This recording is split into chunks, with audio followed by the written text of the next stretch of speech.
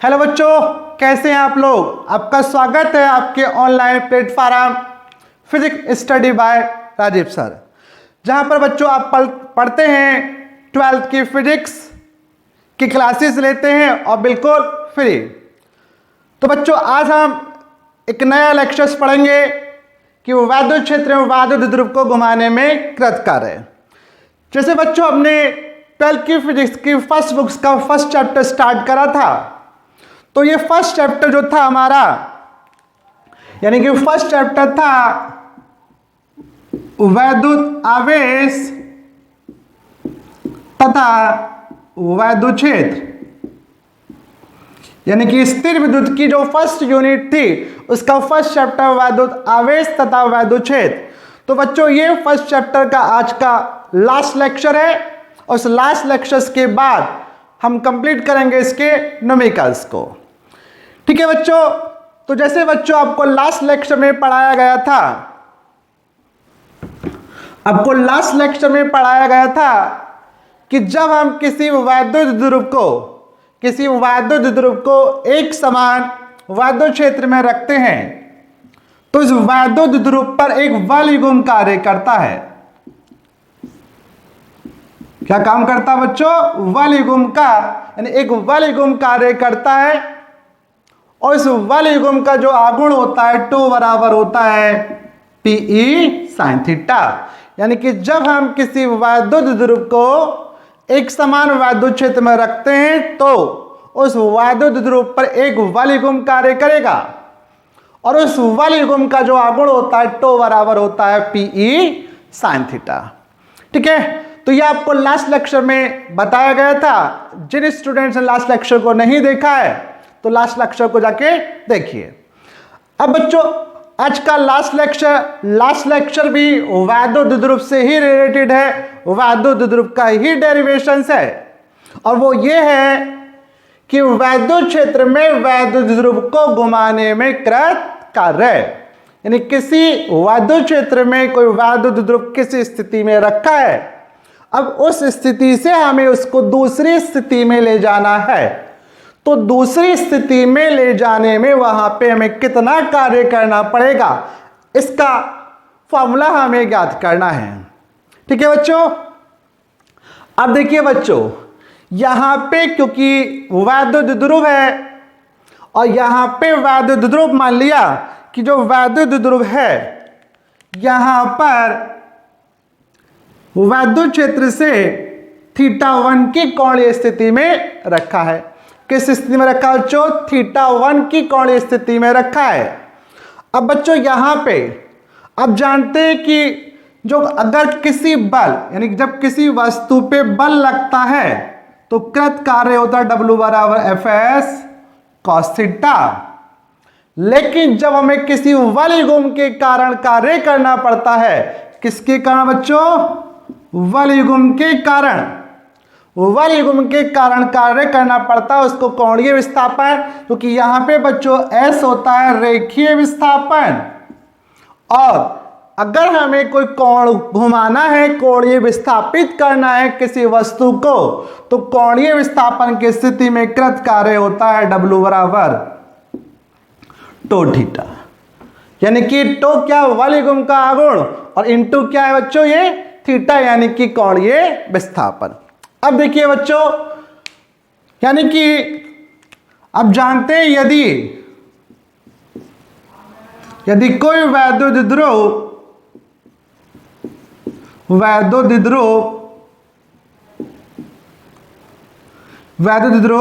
Theta कोणीय स्थिति में रखा है तो द्विध्रुव पर लगने वाले बल युग्म का आघूर्ण टो बराबर होता है पीई साइन थीटा। टो बराबर क्या होता है बच्चों? PE sine theta. अब बच्चों यहां पे हमें इस वैद्युत ध्रुव AB था, ये वैद्युत क्षेत्र की दिशा से प्रारंभ जो स्थिति है इसकी θ1 प्रारंभिक कोणीय स्थिति है। अब मान लीजिए इस स्थिति से हमें इसको विस्थापित करके, मान लीजिए इस स्थिति से विस्थापित करके हमें इस स्थिति में ले जाना है, यानी कि θ1 कोणीय स्थिति से इसको विस्थापित करके कहां पे ले जाना है, θ2 कोणीय स्थिति में ले जाना है। जब इसको हम मूव करेंगे, घुमाएंगे, तो ये बी जो पॉइंट है मान लीजिए पहुंच जाएगा बी डैश पर और ए पॉइंट पहुंच जाएगा ए डैश पर। तो यहां पर हमें यानी कि इस वैद्युत ध्रुव को θ1 कोणीय स्थिति से θ2 कोणीय स्थिति में हमें पहुंचाना है, तो इसका कृत कार्य ज्ञात करना है। तो बच्चों देखिए सबसे पहले हम यहाँ पे क्या करेंगे, क्योंकि हमें θ1 से θ2 स्थिति में ले जाना है, तो इस स्थिति में कुल कृत कार्य ज्ञात करने के लिए हम कार्य जो निकालेंगे पहले सूक्ष्म कोणीय विस्थापन के लिए निकालेंगे। किसके लिए निकालेंगे, सूक्ष्म, यानी हम ये मान सकते हैं कि θ1 से लेकर θ2 की जो स्थिति है इसके बीच का जो कोणीय विस्थापन है वो छोटे छोटे सूक्ष्म कोणों से मिलकर बना है। ठीक है, तो देखिए यदि वैद्युत द्विध्रुव को अत्यंत सूक्ष्म dθ, अत्यंत सूक्ष्म कोणीय विस्थापन, अत्यंत सूक्ष्म कोणीय विस्थापन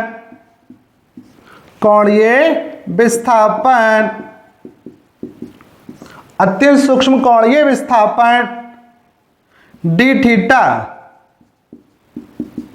घुमाने में कृत कार्य dw है। तो यानी बच्चों हमने माना कि इस वैद्युत ध्रुव को अत्यंत सूक्ष्म कोणीय विस्थापन dθ घुमाने में कृत कार्य dw है। तो dw है तो dw इज इक्वल टू हो जाएगा बच्चों तो dθ। जैसे आपको स्टार्टिंग में बताया कि जब हम बल युग्म कार्य करता है, ठीक है, बल व्युम पर कार्य किया जाता है, बल युग्म के विरुद्ध कार्य किया जाता है, तो वहां पे कार्य होता है W is equal two into theta. यहां पे सूक्ष्म विस्थापन dθ है, कार्य सूक्ष्म है, तो dW इज इक्वल टू हो गया टो इंटू dθ। ठीक बच्चों, अब टो इज इक्वल टू क्या होता है, PE साइन थीटा, तो इसको लिख सकते हैं dW is equal to PE sine theta into dθ।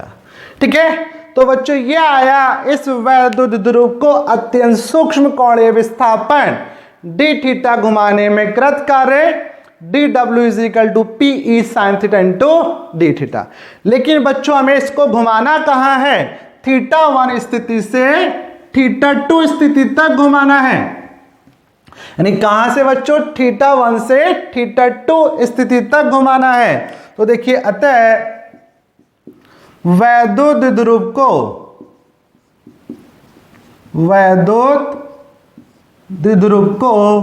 θ1 से θ2 तक घुमाने में कुल कृत कार्य, यानी कुल कृत कार्य। अब बच्चों देखिए कुल कृत कार्य के लिए हम क्या करते हैं कि जब हमें कोई सूक्ष्म कैलकुलेशन करनी है, तो मान लीजिए कोई प्रभाव है, तो वहां पे हम मान सकते हैं पहले जो भी वर्क कैलकुलेशंस करते हैं सूक्ष्म के लिए करेंगे, और फिर जो सूक्ष्म के लिए कैलकुलेशंस आगे, जैसे यहाँ पे मैं यहाँ से θ1 से लेकर θ2 तक का कार्य ज्ञात करना था, तो हमने पहले सूक्ष्म विस्थापन के निकाला। अब हम क्या करेंगे, इस सूक्ष्म विस्थापन के लिए जो कार्य आएगा इसका इंटीग्रल कर देंगे। क्या कर देंगे, इसका समाकलन कर देंगे, इंटीग्रेशंस कर देंगे, और इंटीग्रेशंस करने से कुल कृत कार्य आ जाएगा। तो बच्चों ये ध्यान रखना कि जब हमें किसी बड़े एरिया में बड़ी स्थिति में कैलकुलेशंस करनी है या कोई बड़ा परिवर्तन करना है तो पहले हम क्या करते हैं, जो भी स्थिति है वहां पर सूक्ष्म के लिए कैलकुलेशंस करेंगे और फिर उसका क्या कर देते हैं, समाकलन कर देंगे।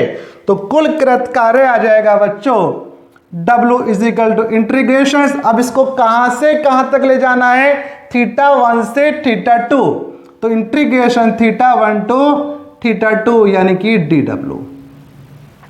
ठीक, अब समीकरण 1 से dW कितना था बच्चों, PE sin theta into d theta, यानी कि dW कितना, PE sin theta into d theta. अब dW की वैल्यू यहां पे रखिए तो W इज इक्वल टू हो जाएगा इंटीग्रेशन θ1 θ2 और ये आया PE sin theta into d theta.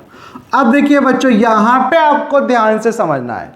अब हम क्या करेंगे, इसका इंटीग्रेशन करेंगे, इसका समाकलन करेंगे।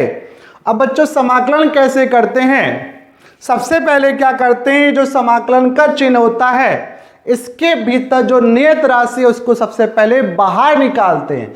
ठीक है, यानी कि जो इंटीग्रेशन का साइन है, इंटीग्रेशन का चिन्ह है, इसके भीतर जो नियत राशि उसको सबसे पहले बाहर। अब नियत कौन है, कांस्टेंट कौन है, उसको कैसे पहचाने बच्चों, तो देखिए समझते हैं।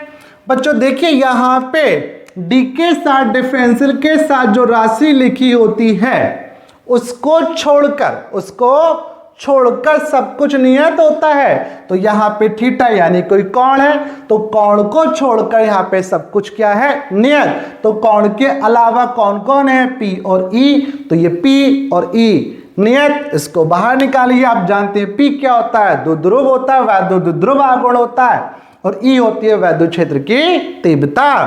तो देखिए इसको बाहर कीजिए तो PE इंटीग्रेशन θ1 टू θ2 और sin theta into d theta. अब बच्चों इसका इंटीग्रेशन कीजिए। अब बच्चों देखिए यहां पे इंटीग्रेशन का फॉर्मूला लगेगा, sin थीटा का जो इंटीग्रेशन होता है वो होता है माइनस कॉस थीटा, यानी बच्चों sin थीटा का जो इंटीग्रेशन होता है वो क्या होता है, माइनस कॉस थीटा होता है। तो ये फॉर्मूला आपको मालूम होना चाहिए, याद होना चाहिए कि integration sin theta into d theta बराबर होता है minus cos theta. Integration sin theta into d theta is equal to क्या होता है, माइनस कॉस थीटा। अब देखिए लिमिट है θ1 इंटू θ2, तो देखिए लिमिट को लिए, और लिमिट का फॉर्मूला होता है बच्चों अपर लिमिट माइनस लोअर लिमिट। क्या होता है, upper limit minus lower limit. ठीक है, तो देखिए यहां पे बच्चों माइनस है तो इसको माइनस को बाहर ले लेंगे और लिमिट को खोल दीजिए, अपर लिमिट माइनस लोअर लिमिट। तो पहले यानी कि जिसका आपने इंटीग्रेशन करा उसकी जगह पहले ऊपरी सीमा वाला मान और माइनस निम्न सीमा। ऊपरी सीमा कौन है, θ2, तो ये हो जाएगा बच्चों cos θ2 माइनस cos θ1। ठीक है, क्या हो गया, cos θ2 माइनस cos θ1।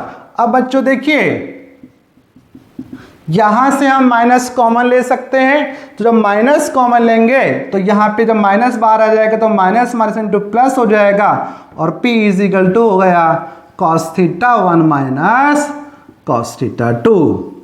तो ये आ गया बच्चों किसी वैद्युत ध्रुव को एक समान वैद्युत क्षेत्र में घुमाने में कृत कार्य, W is equal to PE cos θ1 minus cos θ2। ठीक है, एक बार बच्चों रिवाइज करते हैं। देखिए बच्चों सबसे पहले हमने क्या करा कि हमें इस वैद्युत ध्रुव को θ1 से θ2 कोणीय स्थिति में पहुंचाना था। तो इस स्थिति में हमें कृत कार्य ज्ञात करना था। तो हमने पहले क्या करा, कृत कार्य अत्यंत सूक्ष्म विस्थापन के लिए ज्ञात करा, और अत्यंत सूक्ष्म विस्थापन डी थीटा के लिए कार्य होगा dW बराबर टो इंटू डी थीटा।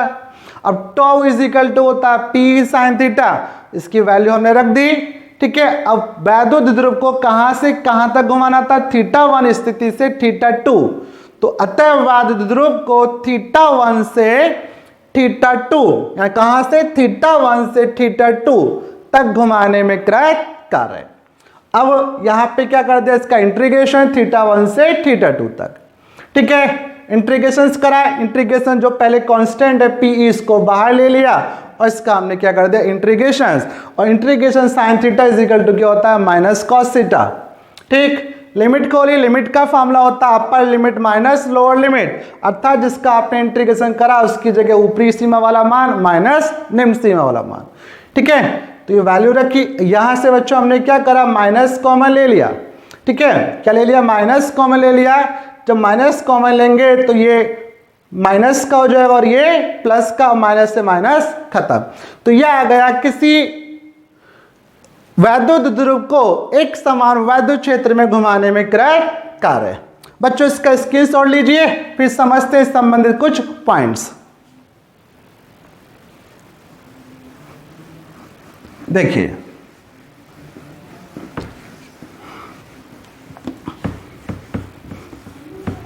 देखिए बच्चों, यानी कि किसी वैद्युत ध्रुव को घुमाने में जो कृत कार्य आया वो आया W is equal to PE cos theta 1 minus cos theta 2। अब देखिए बच्चों, इसमें जो न्यूमेरिकल्स आते हैं इस पे, ये तो डेरिवेशंस कंप्लीट हुआ, इस पे कुछ न्यूमेरिकल्स आते हैं। तो न्यूमेरिकल्स में कुछ विशेष परिस्थितियां दी जाती हैं, कुछ कंडीशन दी जाती हैं। एक पहली कंडीशन ये होती है, यदि मान लीजिए वैद्युत ध्रुव प्रारंभ में संतुलन की स्थिति में, या कह सकते हैं बच्चों स्थायी संतुलन की स्थिति में, स्थायी संतुलन की स्थिति में है, और इस स्थिति से थीटा कोण घुमाया गया है तो यानी बच्चों प्रारंभ में जो वैद्युत ध्रुव था वो किस स्थिति में था, स्थायी संतुलन की स्थिति। और बच्चों स्थायी संतुलन की स्थिति का मतलब क्या होता है, इसको ध्यान से समझिए। ये मान लीजिए वैद्युत क्षेत्र, और स्थायी संतुलन की स्थिति का मतलब होता है बच्चों की वैद्युत ध्रुव जो होता है वह वैद्युत क्षेत्र के अनुदेश रखा होता है। इसी को कहते हैं स्थायी संतुलन की स्थिति। यानी कि स्थायी संतुलन की स्थिति का मतलब वैद्युत क्षेत्र जो होगा, यानी वैद्युत ध्रुव जो होगा वैद्युत क्षेत्र की ही दिशा में रखा होगा। जब इसी दिशा में रखा होगा तो इसी दिशा में रखा होने का मतलब इसकी जो प्रारंभिक कोणीय स्थिति थीटा 1 बराबर क्या होगा 0 डिग्री होगा। ठीक, अब 0 डिग्री की स्थिति से कितना कोण घुमाया गया बच्चों, थीटा घुमाया गया है। ठीक है, तो थीटा 2 बराबर क्या हो गया थीटा। अब W कृत कार्य देखें तो हो जाएगा PE cos 0 minus cos theta, और cos 0 का मान बच्चों क्या होता है 1 होता है, तो W बराबर आया PE 1 माइनस cos थीटा। यानी कि स्थायी संतुलन की स्थिति से, कहां से बच्चों, स्थायी संतुलन की स्थिति से किसी वैद्युत ध्रुव को घुमाने में जो कृत कार्य होता है W बराबर PE 1 माइनस cos थीटा। ठीक है बच्चों, तो ये आपका फर्स्ट चैप्टर कंप्लीट हुआ। तो आज के लेक्चर को यहीं पे समाप्त करते हैं। ठीक है, और बच्चों लेक्चर आपको पसंद आया तो प्लीज लेक्चर को लाइक करना और अपने प्यारे प्यारे कमेंट्स भी देना। और जिन बच्चों ने मेरे चैनल को सब्सक्राइब नहीं कर रखा, चैनल को सब्सक्राइब करना। ठीक है, और अपने सभी फ्रेंड्स और सभी ग्रुप में शेयर करना। ठीक है, तो बच्चों मिलते हैं अपने नेक्स्ट लेक्चर में। थैंक यू, धन्यवाद।